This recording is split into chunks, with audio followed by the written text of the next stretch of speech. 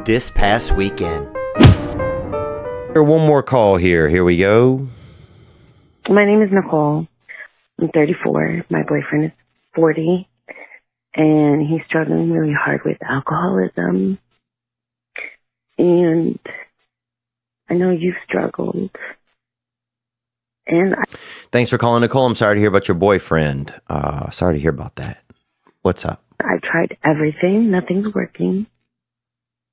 I think your passiveness and your non-judgmental way of going about things is maybe something, I don't know, new we could try. We've been best friends for 15 years, and I finally gave him a chance, and he's ruining it. So, yeah, alcoholics will ruin a lot of stuff, you know, and I hate to say it, there's nothing that you can do. You could go to Alcoholics Anonymous. You could go to Al-Anon, which is different than AA. Al-Anon is a program for people that have lived with or had alcoholics affect them in their lives. It teaches you what happens to you when an alcoholic is in your life. Because alcoholics a lot of times will affect everyone around them. And that also is not the exact technical definition of Al-Anon, but that's my own definition. But I'll say this. He's not your responsibility. You're your responsibility. And I don't know how old you are or what's going on, but I think you got to take responsibility for yourself. You've been friends for 15 years.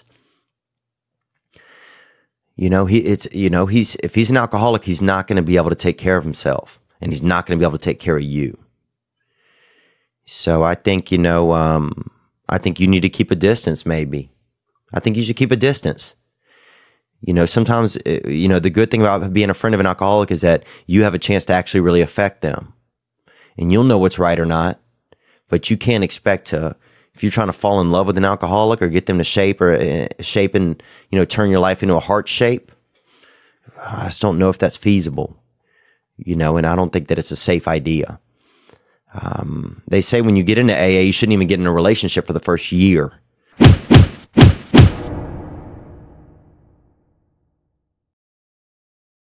Let's go to another call. Here we go.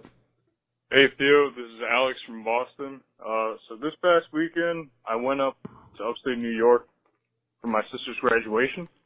And it was kind of uncomfortable because I had to sit with my parents.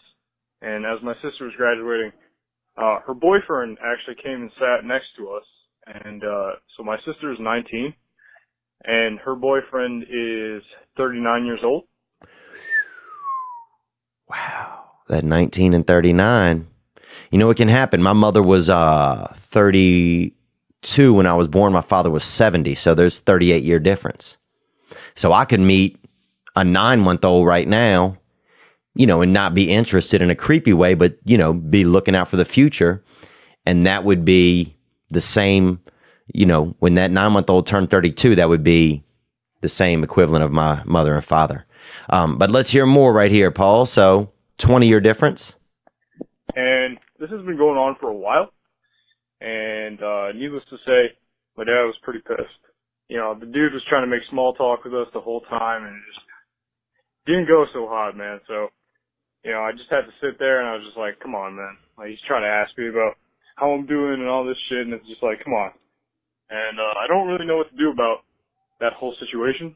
Yeah, if anyone has any suggestions on what I should do here or what I can do, really appreciate it. Thanks, Paul. I appreciate it, man. That's a good question, man. If there's any listeners out there who think, have some suggestions for Paul, what he should do. His sister's 19. She's dating a 39-year-old. They're sitting at a sporting event, and this man, this adult male, is trying to chat him up, trying to get into his ears with thoughts and ideas and questions. This past weekend. We got a write-in right here. This came in through the This Past Weekend hotline, and you can check that out at theovon.com. And there's podcasts. You just click on the podcast, and there's ways to submit to the podcast.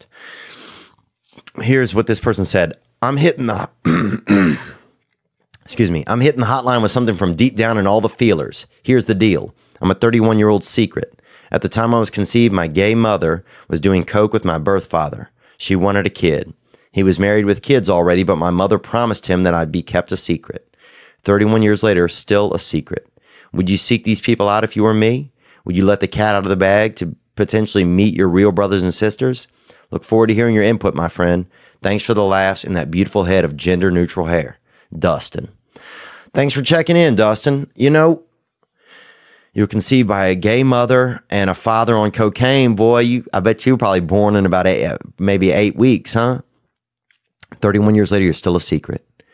So you have very little family on your mom's side, but you have 5 siblings who aren't aware of your existence due to the secret on your father's side. What would I do? I don't know. You know, I don't know what I would do, man. I think I would try to find out, would you be reaching out for them? Are you reaching out to, you know, to have drama in your life? Are you reaching out to spill the apple cart? Are you reaching out because you actually want them to know? You know, what, you know, I would try to get at what's the real reason you're doing it. I would ask yourself the real reason. I mean, you can always be patient. You know, you can never ask them too soon, or you can never tell them too soon. So you could always wait and do it, you know, when you know for sure. One of my problems is I overreact and I'll do things really quick that I should wait and take time to do. So, but this is a good question. If people have some thoughts, they can hit in on this. They can hit in on this and drop their comments or questions to 985-664-9503.